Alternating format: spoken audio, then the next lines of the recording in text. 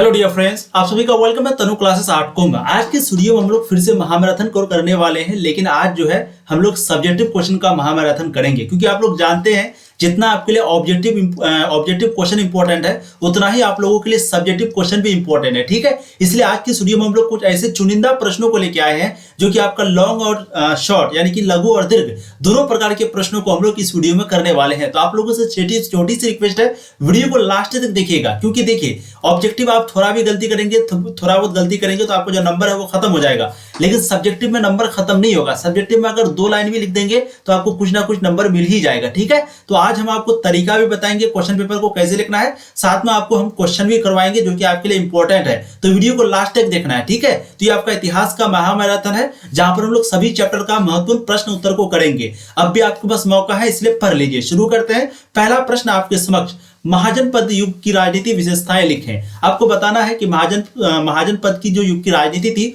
उनके बारे में, उनकी विशेषता के बारे में आपको अच्छे से बताना है। आंसर को देखते हैं। देखिए, आरंभिक भारतीय इतिहास में 6ठी शताब्दी ईसा पूर्व को एक महत्वपूर्ण परिवर्तन काल माना जाता है। ठीक है, यानी कि जो 6ठी शताब्दी ईसा पूर्व है उसको क्या माना जाता है? परिवर्तनकारी काल। अब परिवर्तनकारी काल का मतलब होता है बदलाव वाला काल माना जाता है, क्योंकि 6ठी शताब्दी ईसा पूर्व में बहुत कुछ हुआ था। जैसे जैन धर्म की स्थापना हुई, बौद्ध धर्म की स्थापना हुई, है ना, तो इसीलिए इसको माना जाता है परिवर्तनकारी काल। इस काल को प्रायः आरंभिक राज्यों, नगरों के लोहे के बढ़ते प्रयोग और सिक्कों के विकास के साथ जोड़ा जाता है। और ये जो 6ठी शताब्दी है, इसी समय में जो है लोहा का बहुत ज्यादा प्रयोग हुआ था, सिक्कों का बहुत ज्यादा विकास हुआ था। इसी काल में बौद्ध तथा जैन सहित विभिन्न दार्शनिक विचारधाराओं का विकास हुआ था। और इसी समय मैंने अभी कहा आपको कि बौद्ध धर्म का और जैन धर्म का, इसका भी बहुत ही ज्यादा विकास हुआ था। इसीलिए हम लोग इस काल को परिवर्तनकारी काल कहते हैं। लोहा का प्रयोग हो गया, सिक्का का प्रयोग हो गया, उसके बाद नगरों का बहुत ज्यादा विकास हो गया, फिर बौद्ध और जैन धर्म का उसी समय जो है स्थापना हो गया। ठीक है, बौद्ध धर्म और जैन धर्म के आरंभिक ग्रंथों में महाजनपद नाम से 16 राज्यों का उल्लेख मिलता है, और बौद्ध धर्म और जैन धर्म का जो भी शुरुआत का ग्रंथ है वहां पर महाजनपद के नाम से टोटल 16 राज्यों के बारे में पता चलता है। यद्यपि महाजनपदों के नाम की सूची तथा ग्रंथों में एक समान नहीं है, लेकिन वज्जी, मगध, कौशल, कुरु, पांचाल, गांधार और अवंती जैसे नाम प्रायः मिलते हैं। इससे यह स्पष्ट है कि उक्त महाजनपद महत्वपूर्ण महाजनपदों में गिने जाते हैं। यानी कि सारा महाजनपदों के बारे में जो है लिखा गया नहीं है, लेकिन ये कुछ गिने चुने महाजनपद है, जैसे कि वज्जी हो गया, मगध महाजनपद हो गया, कौशल महाजनपद हो गया, कुरु महाजनपद हो गया। ये सभी महाजनपद का जो नाम है लिखा हुआ है, तो इसका मतलब हुआ कि ये जो महाजनपद है वो बहुत ज्यादा विकसित था, बहुत ही ज्यादा तरक्की में था। ठीक है, अधिकांश महाजनपदों पर राजा का शासन होता था, लेकिन गण और संघ के नाम से प्रसिद्ध राज्यों में कई लोगों का समूह शासन करता था। इस तरह का प्रत्येक व्यक्ति राजा या राजन कहलाता था। ठीक है, तो अगर आपको महाजनपद युग की राजनीति की विशेषताएं के बारे में पूछे तो आपको बस यही चीज को हूबहू उतार देना है अच्छे से। ठीक है, स्क्रीनशॉट ले लीजिए जो पीडीएफ नहीं लिए तो, और जो पीडीएफ ले लिए हैं स्क्रीनशॉट नहीं लेना है, और जो नहीं लिए प्लीज आप लोग स्क्रीनशॉट लीजिए। ठीक है, चलिए अगला प्रश्न देखिएगा, फटाफट स्क्रीनशॉट ले लीजिएगा। पहले ही देखिए, बौद्ध युग में आर्थिक उन्नति के क्या कारण थे? ये क्वेश्चन आपका इंपॉर्टेंट है। जो पहला वाला प्रश्न था ये भी आपका इंपॉर्टेंट था, तो ध्यान से मेरी बातों को सुनिएगा। इधर उधर का आप लोग चैटिंग नहीं कीजिएगा। आप लोग चैटिंग वगैरह प्लीज मेरी बातों को सुनेंगे तो 100% वहां पर आप कुछ ना कुछ जरूर लिख दीजिएगा। ठीक है, चलिए, बौद्ध युग में आर्थिक उन्नति के क्या कारण थे? तो बौद्ध युग में आर्थिक उन्नति के निम्नलिखित कारण थे। सबसे पहला, बौद्ध युग में वाराणसी, कौशाम्बी, पाटलिपुत्र, कपिलवस्तु, अयोध्या, तक्षशिला तथा वैशाली जैसे नगरों का विकास होने के कारण न्यायपाल की उन्नति हुई। यानी कि इन शहरों का जब विकास हुआ यहाँ पर, ठीक है, तो इससे क्या हो गया कि इन नगरों का जब विकास हुआ तो इससे क्या हो गया कि व्यापार वगैरह जो है बहुत ज्यादा बढ़ा। ये व्यापार होगा, व्यापार जो है बहुत ज्यादा बढ़ा। ठीक है, उस काल में धातु के सिक्के चलाए गए। उस काल में, क्योंकि बौद्ध युग जब आया था 6ठी शताब्दी में, तो उसी समय सिक्का का भी प्रयोग बहुत ज्यादा बढ़ने लगा, है ना, तो उस काल में सिक्का जो है वो चलाने लगा। अब जब सिक्का चलाने लगा तो लोगों को लेन देन करने में आसानी हुई। पहले क्या होता था, पहले सामान के बदले सामान दिया जाता था। ठीक है, पहले अगर हम तुमको आटा देंगे तो तुम हमको गेहूं दो, या हम तुमको चावल देंगे तो तुम उसके बदले हमको गेहूं दो, इस तरीके से चलता था। लेकिन जब सिक्का का विकास हुआ तो और फिर अब तो भाई सिक्का से तुमको जो मर्जी है वो ले लो, है ना। उस काल में स्थल तथा जल दोनों मार्गों से व्यापार होता था। और उस काल में जब बौद्ध काल था यहाँ पर, बौद्ध युग जब था यहाँ पर, ठीक है, तो उस काल में स्थल जमीन से भी और जल यानी कि समुद्र वगैरह से, वहां से भी जो है व्यापार होता था। और लंका, बर्मा, जावा, सुमात्रा और मलाया आदि देशों के साथ जल मार्ग से व्यापार होता था। विभिन्न व्यवसाय वाले शिल्पकारों ने अपने आप को विभिन्न संघों में संगठित कर लिया था। कृषि योग्य भूमि की कुल आय का 1/6 भाग कर के रूप में लिया जाता था। धान के अलावा जौ, दाल, जवार, गन्ना, बाजरा तथा कपास की फसल भी उगाई जाती थी। तो ये जितना भी कारण हम आपको बताए 5-6 कारण, ये सभी कारण की वजह से बौद्ध युग में आर्थिक उन्नति हुई थी। सबसे पहला कारण बताए थे कि ये जब शहर वगैरह जब उन्नति होने लगा तो व्यापार बनने लगा। अब व्यापार बनने लगा तो उसी समय सिक्का का विकास हो गया, तो इससे और ज्यादा विकास होने लगा। फिर उसी समय स्थल और जल दोनों जगह से ट्रांसपोर्ट होने लगा, यानी कि एक जगह से दूसरी जगह लोग जाने लगे, सामान को व्यापार करने में आसानी हुई। तो ये सारा कारण है जिसके कारण जो बौद्ध युग में आर्थिक उन्नति है वो हुआ। ठीक है, बहुत ही इंपॉर्टेंट है। अब अगला प्रश्न देखिए, पीडीएफ जो नहीं लिए है प्लीज स्क्रीनशॉट लेते हुए चलेंगे। ठीक है, और लेना अगर चाहते हैं तो आपको इस नंबर पे व्हाट्सएप मैसेज करना है। हम आपको कई बार नंबर दिए हैं और नंबर आपको ज्यादा नहीं देंगे, 7667532320। ठीक है, इस नंबर पे आप व्हाट्सएप मैसेज कीजिएगा। वहां पर आपको हर तरह का पीडीएफ, चाहे ऑब्जेक्टिव हो सब्जेक्टिव हो, जैसे ये सब्जेक्टिव है ऑब्जेक्टिव है, उनके बाद क्वेश्चन बैंक 2009 से 2022 तक, special type of guest question, महामैराथन जितना भी क्लास चलता है वो, उनके बाद जो भी आपके लिए स्पेशल क्वेश्चन तैयार किया जाएगा वो, ये सारा प्रश्न जो है आपको सिर्फ और सिर्फ 249 रुपए में मिलेगा। ऑल सब्जेक्ट का, चाहे आपका 5 सब्जेक्ट हो या 6, सभी सब्जेक्ट का सिर्फ और सिर्फ 249 रुपए में। तो जिसको भी लेना है इस नंबर पर आप लोग पेमेंट कर दीजिए और इसी नंबर पर स्क्रीनशॉट लेकर के व्हाट्सएप मैसेज कर दीजिए। अपना सब्जेक्ट का नाम लिख दीजिए, वहां पर अपना नाम लिख दीजिए, अपना बोर्ड का नाम लिख दीजिए। ठीक है, सभी को जो है पीडीएफ मिल जाएगा। कोई डाउट है तो इसी नंबर पे व्हाट्सएप मैसेज में आप लोग पूछ लीजिएगा। जल्द से जल्द जितना हो सके ले लीजिए, क्योंकि समय आपके पास कम है। अगर आप अभी नहीं लेंगे तो फिर बाद में लेंगे तो बहुत पछताएंगे, इसलिए जिसको भी लेना है जल्द से जल्द ले लीजिए। चलिए, अगला प्रश्न आपका था 6ठी शताब्दी ईसा पूर्व से 4ठी शताब्दी ईसा पूर्व की अवधि के नगरीकरण को भारत का द्वितीय नगरीकरण क्यों कहा जाता है ना? यानी कि 6ठी शताब्दी ईसा पूर्व से 4ठी शताब्दी ईसा पूर्व की जो अवधि की जो नगरीकरण है, इसको भारत का नगरीकरण, द्वितीय नगरीकरण क्यों कहा जाता है? तो देखिए, भारत का जो पहला नगरीकरण है वो हड़प्पा की संस्कृति के साथ शुरू हुआ था, है ना। भारत का पहला नगरीकरण कब हुआ था? हड़प्पा की संस्कृति के साथ शुरू हो गया था और 1500 ईसा पूर्व के लगभग आर्यों द्वारा देश में प्रमुखता प्राप्ति के साथ ही समाप्त हो गया। कहने का मतलब है कि जब हड़प्पा सभ्यता था 2600 से लेकर के 1900 ईस्वी के बीच, है ना, 1900 ईसा पूर्व के बीच, तो उस वक्त में जो है हड़प्पा सभ्यता को जो है नगरीकरण कहा गया। ठीक है, लेकिन जब आर्यों के द्वारा हड़प्पा सभ्यता को खत्म कर दिया गया तो ये भी समाप्त हो गया, यानी कि नगरीकरण भी समाप्त हो गया। आर्य लोग ग्रामीण थे और आर्य लोग जो इस पर हमला किया था वो तो बहुत ग्रामीण था, इसीलिए इनको वैदिक सभ्यता कहा जाता है ना। वैदिक सभ्यता क्या है? ग्रामीण सभ्यता, और आर्य लोगों के द्वारा ही वैदिक सभ्यता बनाया था। तो इसका मतलब क्या हो गया कि आर्य लोग जो है वो ग्रामीण थे, यानी कि बहुत ही गांव वगैरह में रहते थे। ठीक है, जब हड़प्पा संस्कृति के नगर एक एक करके नष्ट हो गए तो फिर अगले 1500 वर्ष तक नगर विलुप्त रहे, है ना। यानी कि जब हड़प्पा संस्कृति खत्म होने लगा तो धीरे धीरे लगातार 1500 साल तक जो है कोई भी शहर का विकास नहीं हुआ। इसी ईसा की 6ठी शताब्दी में बौद्ध काल में पुनः नगरों का श्री गणेश हुआ। अतः 6ठी शताब्दी ईसा पूर्व से 4ठी शताब्दी ईसा पूर्व तक बौद्ध काल को भारत का अद्वितीय नगरीकरण कहा जाता है। यानी कि सिंपली कहने का मतलब आपको आसान भाषा में समझाते हैं, जैसे हड़प्पा सभ्यता जो है वो तरक्की वाला सभ्यता था, इसलिए उसको नगरीकरण कहा गया। लेकिन जब आर्य लोग हड़प्पा सभ्यता को खत्म कर दिया तो हड़प्पा सभ्यता धीरे धीरे 1500 वर्ष तक जो है ये शहर सब कुछ खत्म हो गया, 1500 साल तक लगातार, है ना। और आर्य लोग जो वैदिक सभ्यता शुरू किया था वो भी ग्रामीण था, तो उसको तो नगरीकरण नहीं कहेंगे। ठीक है, लेकिन फिर 6ठी शताब्दी से लेकर के ये आपका 2600 से 1900, फिर लगातार 1500 साल बाद, यानी कि 6ठी शताब्दी से लेकर के 4ठी शताब्दी तक, है ना, 4ठी ईसा पूर्व तक फिर से जो है आपका क्या कहता है इसका विकास हुआ और इसी को कहा गया अद्वितीय नगरीकरण कहा गया। ठीक है, समझ में आ गया, इसी को द्वितीय नगरीकरण कहा गया। कौन से शताब्दी? 6ठी शताब्दी ईसा पूर्व से लेकर के 4ठी शताब्दी ईसा पूर्व के बीच का जो काल है उसी को कहा गया द्वितीय काल। अगला प्रश्न आपका है, मगध नए धार्मिक आंदोलनों का केंद्र क्यों बना? मगध महाजनपदों में सबसे ज्यादा जो विकसित जो महाजनपद था वो कौन था? मगध था। आपको पूछा जाएगा बताइए 16 महाजनपद में सबसे ज्यादा विकसित महाजनपद का नाम क्या है? तो उसका नाम क्या है? मगध। याद रखिएगा, मगध। ठीक है, तो बताइए मगध जो है वो नए धार्मिक आंदोलनों का केंद्र क्यों बना था? तो देखिए, उन दिनों मगध जो है वो राजनीतिक गतिविधियों का केंद्र था। यहाँ के शासकों द्वारा बौद्ध या जैन धर्म स्वीकार किए जाने की दिशा में इन धर्मों के प्रचार प्रसार की संभावना काफी अधिक थी। यानी कि जब मगध तरक्की में था ना तो उसी वक्त में बौद्ध धर्म और जैन धर्म की स्थापना हुई थी और ये लोग प्रचार प्रसार बहुत ज्यादा करते थे और शहर में जाके खास करके मगध में बहुत ज्यादा करते थे। ठीक है, सामाजिक, आर्थिक और सांस्कृतिक गतिविधियों का मुख्य केंद्र भी मगध ही था। यानी कि सामाजिक हो गया, आर्थिक हो गया, सांस्कृतिक हो गया, ये सारा चीज का जो गतिविधि है, जो एक्टिविटी है वो कहाँ पर होता था? मगध में होता था। ठीक है, वहां से धर्म प्रचार करके आगे बढ़ना आसान था। इसी कारण मगध धार्मिक आंदोलन का केंद्र बना, है ना। तो वहां पर सभी लोग आते थे, हर जगह से लोग आते थे मगध में। तो अब जो प्रचार करने वाला है, धर्म प्रचार करने वाला है, वो भी क्या करता था, वहीं जाता था जहां हर तरह के लोग आते थे, ताकि उसका धर्म फैले। और इसी तरीके से जो है मगध जो है वो धार्मिक आंदोलनों का केंद्र बन गया। ठीक है, अब अगला प्रश्न है बहुत ही महत्वपूर्ण, दिगंबर और श्वेतांबर ये कौन थे।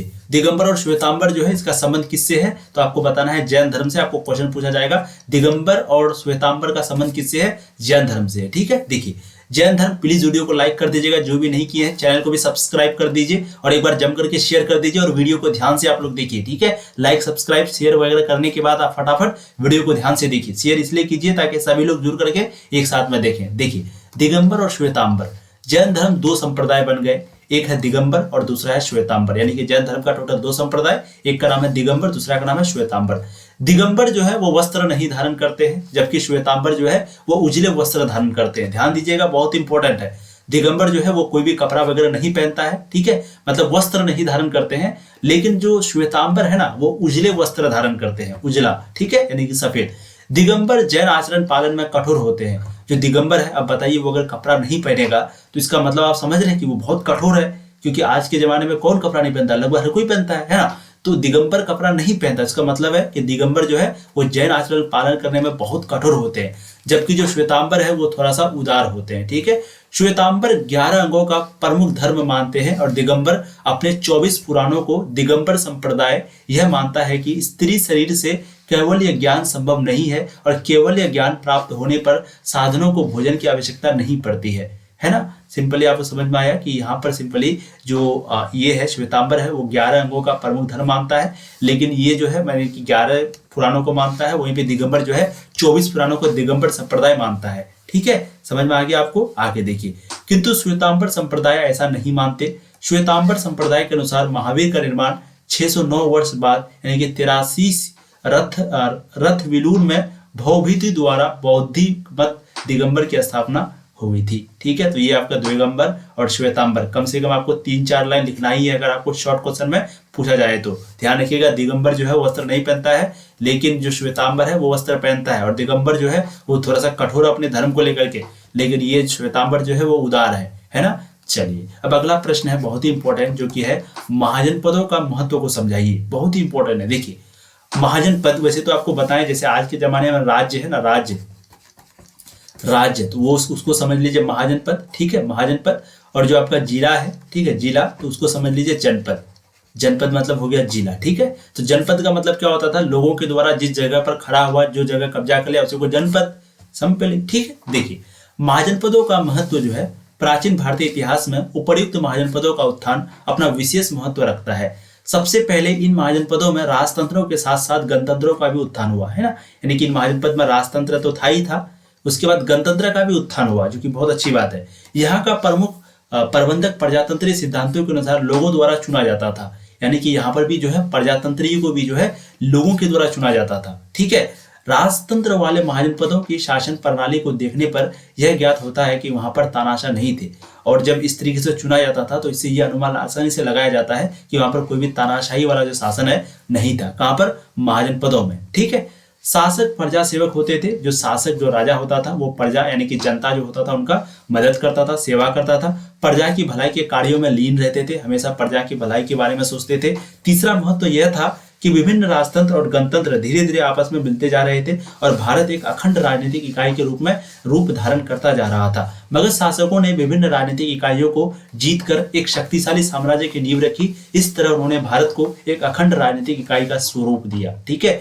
तो महाजनपदों का महत्व को अगर समझाइए तो आपको सिंपल यही बोलना है कि महाजनपद जो है एक बहुत ही मतलब कि समझिए कि तरक्की वाला ये था, है ना। वहां पर क्या होता था कि सभी लोग राजतंत्र भी थे, गणतंत्र भी था, और गणतंत्र राजतंत्र भी था तो उनको भी लोगों के द्वारा चुना जाता था। और जो राजा होते थे वहां पर राजा वो प्रजा का मदद करता था, वहां पर जो है लोगों का मदद करता था, वो तानाशाही नहीं करते थे। ठीक है, वो प्रजा सेवक होते थे, है ना, भलाई के लिए कार्य करते थे और हमेशा भलाई के बारे में ही सोचते थे।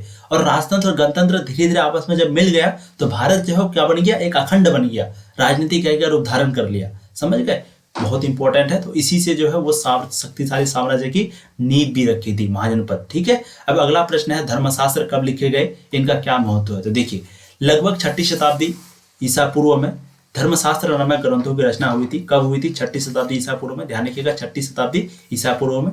इनमें शासक सहित अन्य के लिए नियमों का निर्धारण किया गया और यह उपेक्षा की जाती थी कि शासक क्षत्रिय वर्ण से ही बनाए जाए, है ना, क्योंकि क्षत्रिय का मतलब क्या होता था उस वक्त में, अभी भी होता है, क्षत्रिय का मतलब जो युद्ध वगैरह करता हो। तो शासक वगैरह जब भी बनता था तो ऐसा कहा जाता था कि जो शासक वगैरह है वो क्षत्रिय वर्ण से बनाया जाए। जैसे एक ब्राह्मण वर्ण होता है, एक होता है आपका शूद्र वर्ण, एक क्षत्रिय वर्ण, है ना। तो क्षत्रिय वर्ण जो है वो लड़ाई वाला हो गया और ब्राह्मण जो है वो ज्ञान वाला हो गया। तो शासक जो है वो क्षत्रिय वर्ण से ही बनाए, ऐसा धर्मशास्त्र में लिखा गया था और इनका ये महत्व था। ठीक है, स्क्रीनशॉट आप लोग लेते चलिएगा, मैं बार बार नहीं बोलूंगा। ठीक है, और जो पीडीएफ ले लिए हैं उनको नहीं लेना है, ये भी मैं बार बार नहीं बोलूंगा। ठीक है, और जो लेने वाले हैं उनको भी नहीं लेना। चलिए, अगला प्रश्न है आपका 8 नंबर है। मनुस्मृति में यद्यपि 8 प्रकार के विवाहों की स्वीकृति दी गई है ना। मनुस्मृति में आपको पूछा भी जाता है कि मनुस्मृति जो है इनके रचनाकार कौन है? इनके रचनाकार है मनु। इनके रचनाकार का नाम है मनु और इसमें टोटल 8 प्रकार के विवाह के बारे में दिया गया है। लेकिन 8 प्रकार के विवाह में जो 4 प्रकार जो है, यानी कि पहली, चौथी, पांचवी और छठी विवाह को उल्लेख करने के लिए कह रहा है ना। टोटल 8 प्रकार का विवाह है, इसमें से आपको पहली, चौथी, पांचवी और छठी, ठीक है, तो ये आपका हो गया पहली, ये आपका हो गया चौथी, ये हो गया पांचवी, ये हो गया छठी। आपको यही 4 सवाल पूछा है, पहली, चौथी, पांचवी, छठी विवाह के बारे में आपको बताना है, जो कि मनुस्मृति में दिया गया है। तो देखिए, मनुस्मृति और 4 प्रमुख प्रकार के विवाह इस प्रकार है। यहाँ मनुस्मृति से पहली, चौथी, पांचवी और छठी विवाह पद्धति का उदाहरण दिया जा रहा है। सबसे पहला जो विवाह है वो है कन्या का दान। बहुमूल्य वस्त्रों और अलंकारों से विभूषित कर उसे वेदज्ञ वर को दान दिया जाए, जिसे पिता ने स्वयं आमंत्रित किया हो। कहने का मतलब है कन्या का दान हो गया और वस्त्रों और अलंकारों से, यानी कि बहुत अच्छे से महंगे जो कपड़ा है, विभूषित मतलब जो ज्वेलरी वगैरह है, उन चीजों को जो है दिया जाए। किसके द्वारा? पिता खुद देता है, पिता जो है उनको खुद देता है। ठीक है, तो ये आपका पहला प्रकार हो गया। दूसरा प्रकार है पिता वर वधु युगल को यह कहकर संबोधित करता है कि तुम साथ मिलकर अपने दायित्व का पालन करो। तत्पश्चात वह वर का सम्मान कर उसे कन्यादान करता है। ठीक है। तीसरा है वर को वधु की प्राप्ति तब होती है जब वो अपनी क्षमता व इच्छा अनुसार उसके बांधवों को और स्वयं वधु को यथेष्ट धन प्रदान करता है। ठीक है। चौथा है स्त्री और पुरुष के बीच अपनी इच्छा से संयोग जिसकी उत्पत्ति काम से है हो। ठीक है। तो ये 4 प्रकार का विवाह मैंने आपको मनुस्मृति में जो पूछा था वो हमने आपको बताया। कन्या का दान को जो है पिता का कर्तव्य माना जाता है, कन्या का दान करना। ठीक है, चीजें आपको समझ में आ गई। अब अगला प्रश्न आपका है धम्म शब्द का आशय 20 से 30 शब्दों में, यानी कि आपको 2 नंबर जो शॉर्ट क्वेश्चन होता है उसमें इस प्रकार के प्रश्न आपको पूछा जाता है कि धम्म का मतलब क्या होता है, सिंपली बताना है 20 से 30 शब्दों में। तो जब भी इस प्रकार का प्रश्न पूछे तो आपको सिंपल याद रखना है कि धम्म जो है वो एक प्रकार का धर्म था, है ना, जो कि अशोक के द्वारा चलाया जाता था। धम्म में सभी धर्मों से जो अच्छी अच्छी बातें हैं उनको लिया गया था। ठीक है, देख लीजिए। देखिए, धम्म जो है वो सामाजिक व्यवहार के उन नियमों को कहा जाता है जो नैतिकता पर आधारित होते हैं। इन्हें लोकाचार के नियम भी कहा जाता है। क्या कहा जाता है? लोकाचार के नियम भी कहा जा सकता है। बड़ों का आदर करना, छोटे से प्यार करना, ये सभी आचार विचार और व्यवहार के नियम इस कोटि में आते हैं, यानी कि धम्म में आते हैं। ठीक है। कलिंग के विजय के बाद, यानी कि जब अशोक ने कलिंग पर विजय पा लिया तो उसके बाद जो है इसने धम्म का प्रचार किया। ठीक है, तो राइट यहाँ पर आपको इस तरीके से आंसर देना है। चलिए, अगला प्रश्न आपका है महाभारत के महत्व पर एक आलोचनात्मक टिप्पणी लिखिए। बहुत ही इंपॉर्टेंट प्रश्न है। प्लीज इस वीडियो को आप लोग को जरूर आज शेयर करना है खत्म होने के बाद, वीडियो खत्म होने के बाद, और लाइक आप लोग कर दीजिए, चैनल को भी सब्सक्राइब कर दीजिए। ठीक है, और पीडीएफ वगैरह जिनको भी लेना है तो हम आपको कई बार बता चुके हैं। इस नंबर पर सिर्फ आपको व्हाट्सएप मैसेज करना है या फिर आप 249 रुपये टोटल आपका चार्ज है, 249 रुपीज सभी पीडीएफ का। ठीक है, तो इस नंबर पे 7667532320 इस नंबर पे या तो स्क्रीनशॉट ले लीजिए या आप व्हाट्सएप मैसेज करिए। ठीक है, पेमेंट वगैरह करके भी व्हाट्सएप मैसेज कर सकते हैं। अपना बोर्ड का नाम, अपना सब्जेक्ट का नाम लिख करके बोलिए सर हमको पीडीएफ चाहिए, इस तरीके से मैसेज कर दीजिए। ठीक है, वो आपको रिप्लाई कर देंगे। चलिए, अगला प्रश्न देखिए आप लोग, महाभारत के महत्व पर एक आलोचनात्मक टिप्पणी। देखिए, महाभारत का महत्व। महाभारत केवल कौरव पांडवों के संघर्ष की कथा नहीं, किंतु भारतीय संस्कृति और हिंदू धर्म के विकास का डके प्रदर्शक एक विशाल कोश है। इसमें उस समय के राजनीतिक, धार्मिक, दार्शनिक और ऐतिहासिक आदर्शों का अमूल्य संग्रह है। यानी कि महाभारत जो है वो सिर्फ एक कौरव और पांडवों के बीच जो लड़ाई हुई थी सिर्फ उसके बारे में नहीं है, बल्कि भारतीय संस्कृति और हिंदू धर्म के विकास के बारे में ज्यादातर दिया हुआ है ना। ज्यादातर वैसे लड़ाई के बारे में ही दिया हुआ है, लेकिन इनके बारे में भी दिया गया है। ठीक है, उस वक्त में राजनीतिक, धार्मिक, दार्शनिक क्या था, ये सारा चीजों के बारे में भी दिया गया है। देखिए, महाभारत की इस शक्ति में लेस मात्र भी संदेह नहीं है।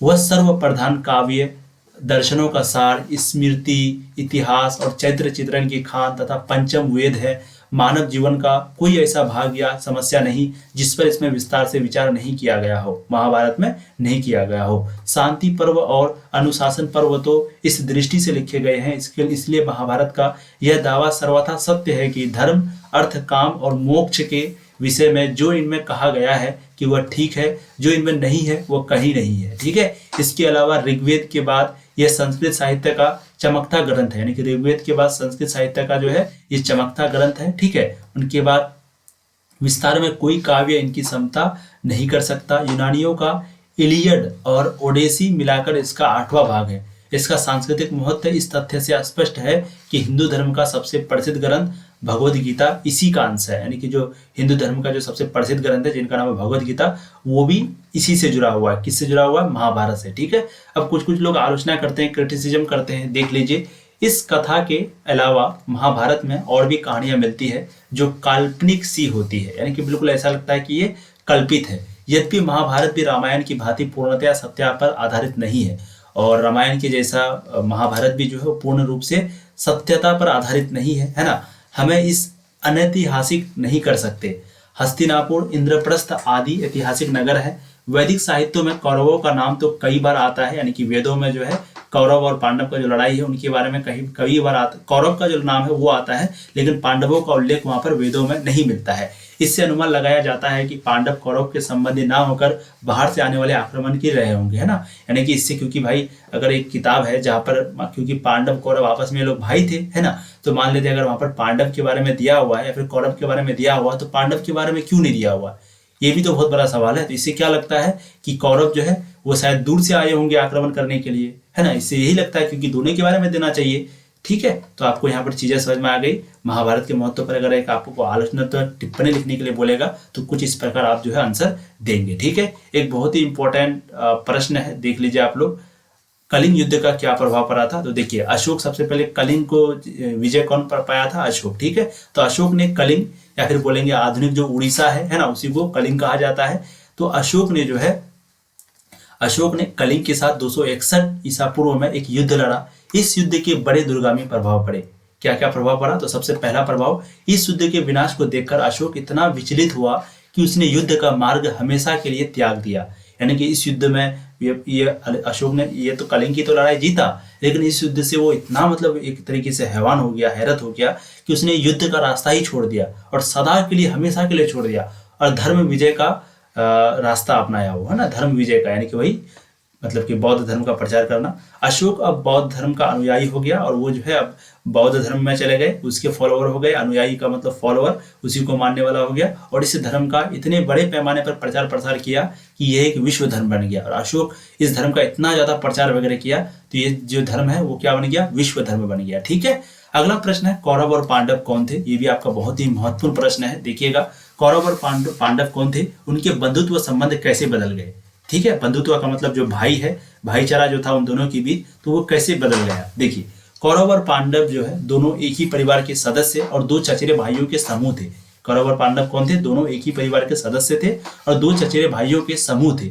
वो एक राज्य परिवार अथवा राजवंश से संबंधित थे जो कुरु वंश कहलाता था, है ना। वे एक राज्य परिवार से थे अथवा राजवंश से वो संबंध रखते थे जो कि उसका वंश कहलाता था कुरु वंश। ठीक है। महाभारत हमें सूचना देता है कि इन दोनों समूहों में बंधुत्व का संबंध था, यानी कि महाभारत इस बात को कहता है कि इन दोनों के बीच भाईचारा का संबंध था, लेकिन जो कि पूरी तरीके से बदल गया। महाभारत दोनों समूह के बीच भूमि के एक भूभाग के एक टुकड़े पर संघर्ष का उल्लेख करता है और उसके लिए दोनों समूहों पर परस्पर युद्ध हुआ। यानी कि महाभारत कहता है कि इन दोनों के बीच जो लड़ाई हुआ था और कौरव और पांडव के बीच, तो सिर्फ एक समूह के बीच सिर्फ एक भूमि के भूभाग, यानी कि जमीन का टुकड़ा या फिर भूभाग बोलेंगे, उसी टुकड़े के लिए या फिर उसी टुकड़े पर संघर्ष का उल्लेख करता है, सारी चीजों के बारे में बताता है। ठीक है, युद्ध के बारे में, और इसके लिए ये दोनों समूह जो है युद्ध करने पर उतर गए। ठीक है। तो इस वीडियो में हम लोगों ने जो है टोटल 12 प्रश्नों को किया। ध्यान रखिएगा, ये सभी प्रश्न आपका बहुत ही महत्वपूर्ण प्रश्न था। ठीक है। स्क्रीनशॉट आप लोग जरूर लिए होंगे,